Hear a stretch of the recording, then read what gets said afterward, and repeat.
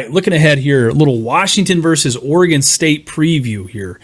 So, Chris, I'll start us off. I'll take Oregon State side of it here.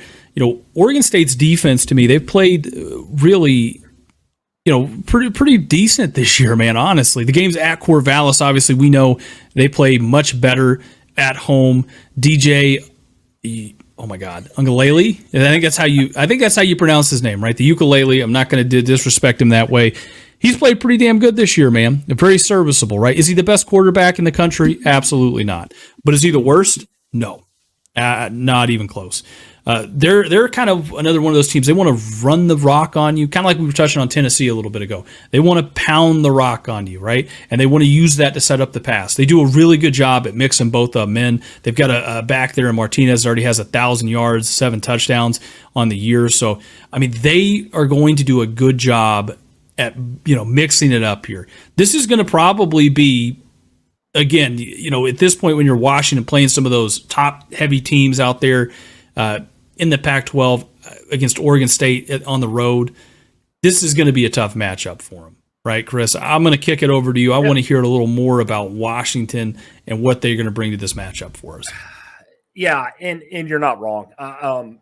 Oregon State's defense has been really good this year. It definitely has been. On the other side here, though, Washington, we know what they are, man. They're 10-0. They've rattled off a shit ton of wins here. Daniel in the chat said 17 in a row. That's quite a goddamn few. A lot of teams in the country wish they could do that. The big win against Utah last week, it was closer than a lot of people thought last week in that win. But, for this game, I'll be honest with you, man. And I'm not trying to sound like a hater, but Washington is, to me, the last couple weeks. I know they had USC in there. They had Stanford, Utah, Arizona State, I think, after the big Oregon win.